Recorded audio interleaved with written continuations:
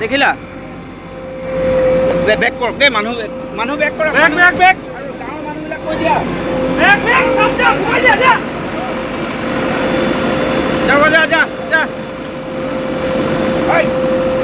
অলপ চলা অলপ এনেকে মাৰা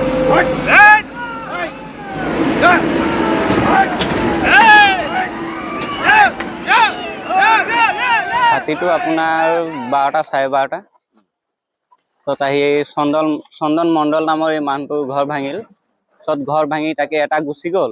তাৰপিছত ই কিবা নিচিনা কৰি ইয়াত মানে পৰি থাকিল কুৱাত। পিছত কুৱাত পৰা মানে ধৰক 10-15 মিনিটৰ পিছত আমি গম পাওঁ, যেতিয়া চবে ওলাই আহিলে। তাৰপিছত গম পাওঁতে আৰু এই বন বিভাগৰ লোকক খবৰ দিলে। পিছত পুলিচ ডিপাৰ্টমেণ্টৰ মানুহক খবৰ দিলে। পিছত চবেই আহি চাই গ'ল। এতিয়া হাতীটো উঠোৱা মানে ব্যৱস্থা কৰি আছে JCB দি। ৰাতিপুৱালৈ উঠাব সেইটো, কাৰণ এতিয়া গাড়ীটো নাহে। হাতীটো উঠিবলৈ চেষ্টা কৰি আছে হাতীটো উঠিব পৰা নাই। বেয়াটো লাগিছে আৰু তাৰো এটা জীৱ আছে আৰু মানুহ নিচিনাইতো সিও, মানে বেয়াও লাগিছে আৰু হাতী সদায় আহে। মানে মায়তে আপোনাৰ কেইদিনৰ আগততো গম পায়েই মানুহ এটা মাৰিলে। আৰু আজি আহি ইয়াৰ ঘৰ ভাঙি ইয়াৰ কুৱাত পৰি থাকিল। কামাখ্যা গাঁও আপোনাৰ হাতী এটা গাঁতত সোমাইছিলে, তাকে 3টাত খবৰ পাই আহিলো। আহি কষ্ট কৰিলো, অলপ কষ্ট পাইছেও, হাতীটোও কষ্ট পাইছে।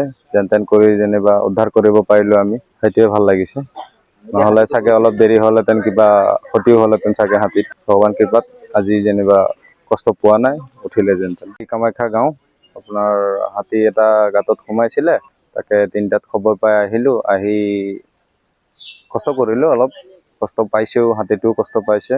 যেন তেন কৰি যেনিবা উদ্ধাৰ কৰিব পাৰিলো আমি, সেইটোৱে ভাল লাগিছে। নহ'লে চাগে অলপ দেৰি হ'লেতেন কিবা ক্ষতিও হ'লেতেন চাগে হাতীত। মানে হাতীটো 2মান বজাত কুৱাত সোমাইছিলে। আমি আহি পেলাই ইয়াত হাতীটোৰ খেদাৰ ব্যৱস্থা কৰিছিলোঁ যদিও আমি মানুহেদি নোৱাৰিলোঁ। ইয়াত আমি JCB যোগাৰ কৰিলোঁ। JCB আহি পেলাই হাতীটো গাঁত খান্দি পেলাই হাতীটো উঠোৱাৰ ব্যৱস্থা কৰা হ'ল। এতিয়া বৰ্তমান হাতীটো সুস্থভাৱে সি উঠি পেলাই আমাৰ সংৰক্ষিত বনাঞ্চললৈ গৈ আছে। আমাৰ ইয়াত শিলঘাট আৰক্ষী চকী আহিছে, আঞ্চলিক বন কাৰ্যালয়ৰ পৰাও বিষয়া মহোদয় আহিছে। গতিকে আমি সকলোৰে সহযোগত হাতীটো ইয়াৰ পৰা উঠাই নিয়াৰ ব্যৱস্থা কৰিছোঁ। হাতী আচলতে সংৰক্ষিত বনাঞ্চলৰ কাষতে গাঁও, সদায় হাতীটো আহেই। আমাৰ পেট্ৰলিঙো সদায় থাকে। ইয়াত আচলতে ঘন জংঘল আছে। ঘন জংঘলৰ সুবিধা লৈ গাঁৱৰ কোনো এটা অঞ্চলত সোমাই ঘৰ দুৱাৰ ভাঙে। ভাঙিছে যদিও আমি সক্ষম হৈ আছোঁ।